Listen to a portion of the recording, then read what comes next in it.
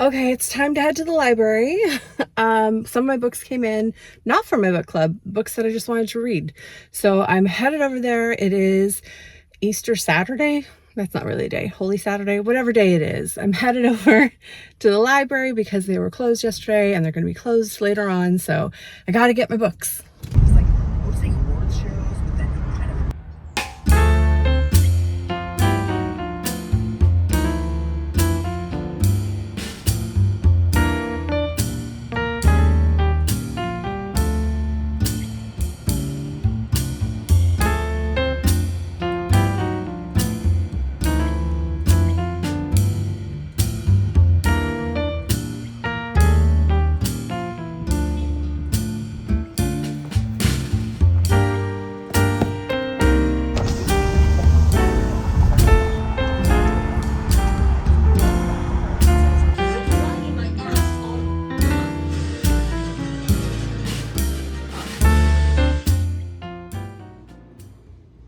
It is Easter Sunday and it is time for another coffee chat. True confession, this is decaf. It doesn't hit the same. It's not the same as regular coffee, but it's what I have for right now. It's Easter Sunday and every man in the neighborhood has decided it is time to garden. We're getting like 20-degree weather right now in BC, or where I live in BC at least. And every leaf blower, lawn mower, hedge trimmer, weed whacker, they're all out there. Pressure washer.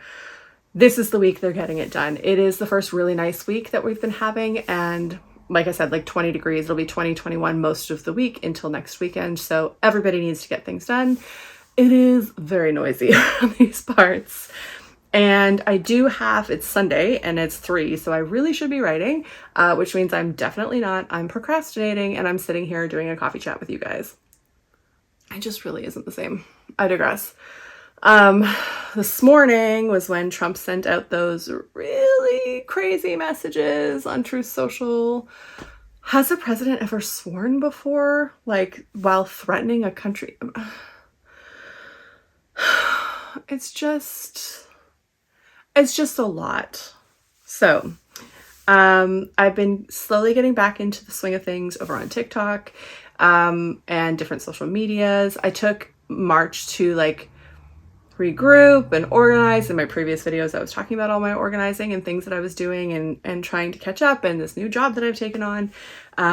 And April, I'm trying to find that balance. I'm trying to find a balance where I can come back and create a lot more, and I want to do a lot more YouTube videos, and I'm doing more stuff with the book club, but I also need to work with my client and just have more healthy balance in my life as well. So that will be my project for April. Fingers crossed that goes well. Every time I say that I'm going to have balance, it doesn't really go great for me, but I'm going to try. But I realized it was also like the 5th of April. I just looked at a calendar. I don't even have my calendar changed over. It's April and I haven't done any chats, and there's been a lot on my mind. A lot that I've been wanting to talk about. And most recently, one of the things that I've been thinking about is parasocial relationships. Now I know this is kind of like an old argument because a lot of people have talked about this ad nauseum on every, hot take blog all over the place. But it got me thinking. I had a podcast reach out to me, and they invited me to come on their podcast and they wanted to interview me. And one of the topics they were talking about was how I deal with online harassment as a content creator. And I haven't gotten back to them yet. I'm not really sure if I want to do the podcast at this moment. There's a lot on my plate. The podcast that I had been doing, 49 Clicks, by the way, I'm taking a step back from. I'm very happy for Marta and Bailey to keep going on with it, but I'm just way too busy and it's not going to fit into my schedule, and I want to make sure there's no conflict of interest with any client work that I'm taking on as well. So they're carrying on. They're episode 4. You can find it at B Color Productions. It's really awesome. So please go and still support them.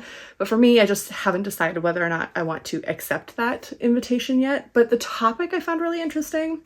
If you followed me on any of my threads or TikTok, you will know that the last year has been quite intense. But it's also not the first time that I've dealt with online harassment. I was reminded about a time I'd have to go back and find it, but I think it was 2016, where there was a very well-known film critic and he had been accused of assaulting a woman, and I came forward and said, like, actually, this person was kind of creepy to me as well. And I talked to his boss to just be like, hey, like, nothing happened to me physically, but this guy was creepy in these ways and made these comments that were really out of line. And I saw this other woman had made a statement, and so I just wanted to back her up. And then his boss had sent me an email back saying, like, oh yeah, and excused the behavior and kind of said, like, could we just keep this between us? Don't tell anyone about it. And a year later, it came out that that guy who they had publicly said was fired was not fired. And it was like a big furor, but my emails, unbeknownst to me, were sent to reporters and like were published in the Daily Beast. And it was a really difficult, very stressful time. I remember it was all coming out online the weekend my friend was getting married. So I was driving up to Pemberton for a wedding. And the whole time I was just like a bucket of stress because I was getting all these notifications and it was so intense. And that's just like one of the times. I also was around through Gamergate, through Twitter, and that was really, I'm not even a gamer, but at the time I was writing for a film website casually, and I did a podcast with them actually about that topic. But it was really intense, a lot of threats. Being a woman online, unfortunately, you kind of get used to it after a while. Not making it okay, but it's something that's happened a lot. But yeah, I've been thinking a lot more, though, about the parasocial, not just the harassment aspect, because I get harassment all the time. I talk about politics and people don't like that. No matter what side of the spectrum you're on, somebody's not going to like it. And I talk about international affairs a lot, and definitely people are not going to like that. So I am used to it. I'm also a woman, so I get hate comments for being a woman. I get hate comments for how I look. I get hate comments for being fat. Tons and tons and tons of Americans hating the fact that I'm Canadian and I talk about politics in the US and Trump and everything else. I get vile, horrifying comments. And I also sometimes get like long-term harassment as well, which can be it's a lot to deal with. But I think the concept of the parasocial aspect of harassment isn't really discussed enough. From at least the perspective of the person experiencing it, maybe. Parasocial relationships are so interesting to me because when I think of them, like there's a podcast I really love called True Crime and Cocktails, and it's run by Lauren Ash and her cousin Christy Oxborough. You might know Lauren Ash. She is an actress and a musician. She was on Superstore and Super Fun Night and just a bunch of stuff. She's a great actress. And she's Canadian. Christy Oxborough, her cousin, lives in Moose Jaw, Saskatchewan, I believe. And I love their podcast. And for me, sometimes I'm watching them and I'm like a really fan of their work, what they're doing. And then every once in a while, because of the nature of their podcast, the first like 45 minutes is chatting about life and whatever else. I always think like, I bet we would hang out real nice. And then I think, you don't know these ladies. That's a little much, like back up. And I think the tendency to have sort of that rapport makes sense. And I can understand it from the creator end. Like when my evergreen post, for example, I'm writing a personal letter out to people, sharing my inner thoughts and my inspirations. And there is that sort of artist/creator bond about the work. And it doesn't feel in like a real corporate, like sales pitchy kind of thing. It is more personal. You know, when I talk about books or movies or music or any type of art, it is a very personal connection. So I do understand in that way the parasocial aspect and how that can be formed. I think what we're seeing with people like Hudson Williams and Connor Story after Heated Rivalry, that's starting to cross the line. Like there were people saying, I want to book a tattoo appointment with Hudson's girlfriend because she's a tattoo artist so that I can be close to them. That's crossing a line. It gets really dangerous when people, for me, what I found is there are sometimes that people think that I owe them things. Like I will every once in a while get a comment like, I used to think so highly of you and now I'm going to unfollow you. Or I don't like the way that you're doing this, and you owe it to your audience to change. Or it sometimes gets like very targeted where I'm thinking like, I don't know you, especially when they're like, I'm disappointed in you. You're not my mother. If my mother says that, that affects me quite a lot. But it becomes a little strange at a certain point, and it's more than just asking for like accountability for something. It's more like on a personal note, on like why don't you remember me, as often as how it comes out. Like, a lot of people comment on things that I do, and I think sometimes people assume that I remember who they are, and usually I'm just in the exchange in the moment, and I don't always remember what's happened in the past, or I don't pick up on the usernames. I'm looking at the words. So oftentimes there's people that they think that I would obviously remember them and know their name, and oftentimes that's not the case. Sometimes I do, but it's really hard to keep track of everybody. It would be impossible with over 200,000 people just on TikTok following me. I couldn't remember those people and all their comments. Sometimes people stand out, but a lot of times I have no clue who people are. And I think what happens is like this imbalance where those people leave comments and they think you've read them, which I haven't, or they stitch your videos. This is a TikTok thing, but they stitch your videos and they think, well, I stitched a video. I made a video about her, so she definitely watched it. I probably didn't. A lot of times I'll get these comments and I'll see myself tagged, and it tags like 5 or 6 other people in the same comment. There's no words. It's just like me and CBC and this other person all in a comment section. I just don't even watch the video. It depends on how much time I have, how much volume of stuff is coming in, but a lot of times I don't see the things that are directed at me. So I think that can lead to like hurt feelings or misunderstandings where people are saying, but I'm giving you so much attention. I'm writing, I'm commenting, I'm making videos about you.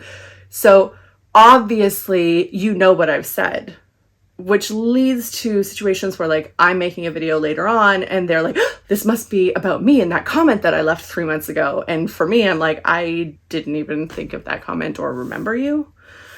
So it can become really imbalanced. And I think for people that I have talked to on the creator end who genuinely, like, it's not out of malice. At a certain point, there's like a tipping point of you can't keep up with all the comments. Like, your phone won't show them to you almost. There's too much information. So there's like a tipping point that it goes over where creators, as much as they want to still be involved in the community, they can't be as active as they might have been when they were smaller accounts. They literally can't see all the information. They don't have that much time in the day. So they have to sort of pick, am I going to keep creating, or am I going to spend all my time monitoring my own comment section? But from the flip side, I've also noticed, and that's most content creators that I know, I have also noticed that there are some people who form like this parasocial relationship with their audience. So the larger accounts that I know are like, I try to be friendly, I try to be nice, I genuinely appreciate everyone, but I just don't have time to be like in the weeds. And then there are other accounts that I find, and usually it's, I don't think big and small following really matters, but this is the pattern that I've seen. It's usually accounts that are a little bit smaller, who still are in the phase where they can see every single comment that comes out. They can respond to every single comment. And what I have seen a pattern of with some of those people, or I guess the specific trait seems to be there, is they form like a parasocial relationship with their audience. It's like, I'm not a doctor or like a clinical anything, but it's this bond that I see happening where people are like, their audience feeds them. Like they need that, they need the comment, they need the engagement, they feel that when people leave a comment, like maybe this, maybe somebody's super positive and they're like, you go girl, Ricky Lake style. For them, they take that in as like, I have a fan and I need this. Or people can leave casual things like, oh my God, I love you so much, this was so funny. And they'll be like, oh, they love me. And it's a weird dynamic. And I think it can become really dangerous for some people who are really addicted to having that audience, that validation, especially if they're not getting it in other parts of their life. I think for all the ways that the internet is really good, I think, and for me, I love social media, I think it can also be really dangerous for people who don't have a strong sense of self. I think it can really, I don't know how to describe it. It's a weird phenomenon. I wish there was a word. If somebody knows the word for it, please leave it in the comments, because it's like a reverse parasocial, because it's the person in power who is like obsessing over their audience or followers. So it's very unique. It's just stuff that I've noticed over the past few years. Oh, it's still not as good as regular coffee. Very, very disappointing. Anyway, but I've been thinking a lot about it. I've been thinking about harassment, and some people say, like, why is it worth it? Why do you still, if you have these people who are like parasocial, who are reading, like, there's extra messages into your videos or your comments, and they're becoming sort of like obsessed with the things that you're saying in ways that you're not saying them, or they think there's like a hidden relationship there that isn't there. People ask, like, why do you still use social media? Is it worth it? I personally think it is still worth it. You know, last year I had a guy who came after me and was really aggressive. One of the few that I thought, like, oh, this is a scary, unstable person. It really was over nothing. He had made a comment about saying he would discriminate against hiring people based on their body, based on if they were like big or small or whatever. And I was like, well, you can't really discriminate against that in Canada. And I made a very casual comment, and he latched onto that really hard and decided he hated me for being fat, and tried to, and successfully did. He outed like where I lived and said he had information about my T4 and my employer and like all kinds of other stuff, my phone number. And I had to go to the police about it. And the police essentially was like, well, the laws don't really exist in Canada for us to protect you unless you actually get hurt, which that's a whole different conversation. But I can understand why people would say, like, well, then is it worth it? Because the police's advice is always get off the internet. We can't help you. You need to help you. If you're going to choose this as your career in your life, you're putting yourself at risk. So I am a little bit more intentional. I'm still doing what I do. I'm still sharing what I share. I have a PO box, not a home address. I do take precautions. I'm not posting stuff where I am when I am there, you know, basic stuff that I've always done.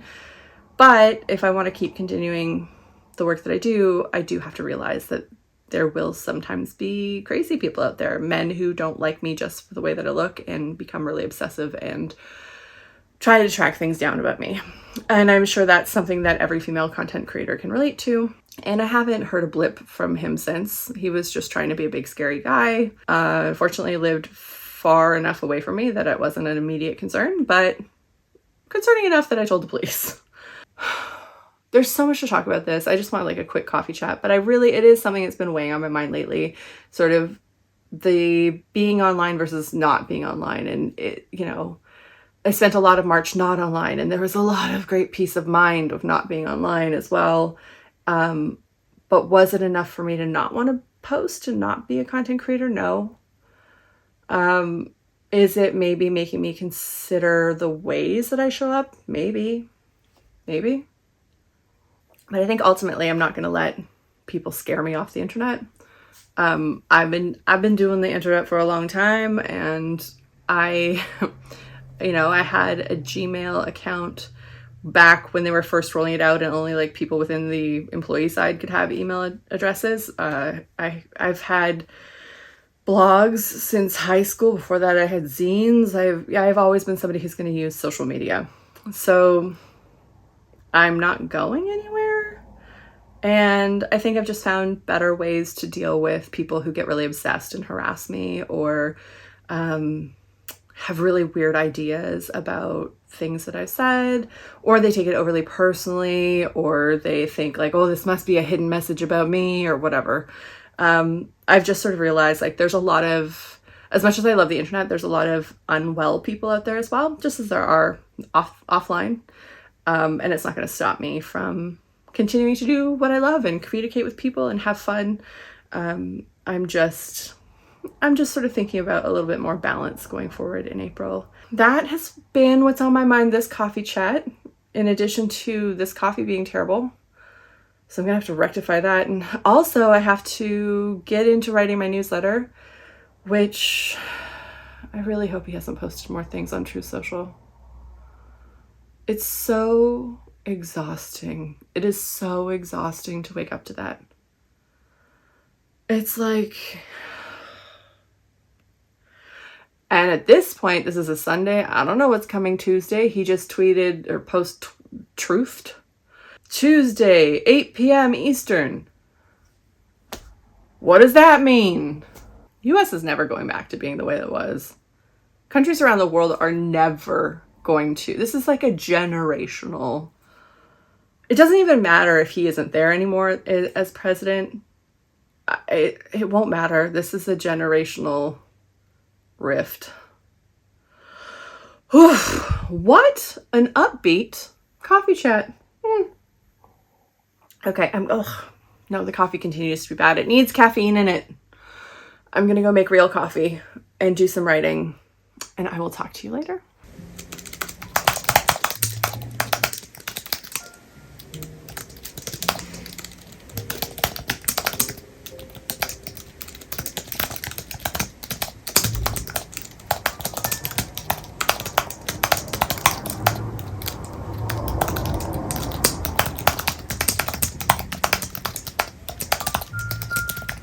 Chloe said in the June of that year, Lamar disappeared. He was using a lot during that time.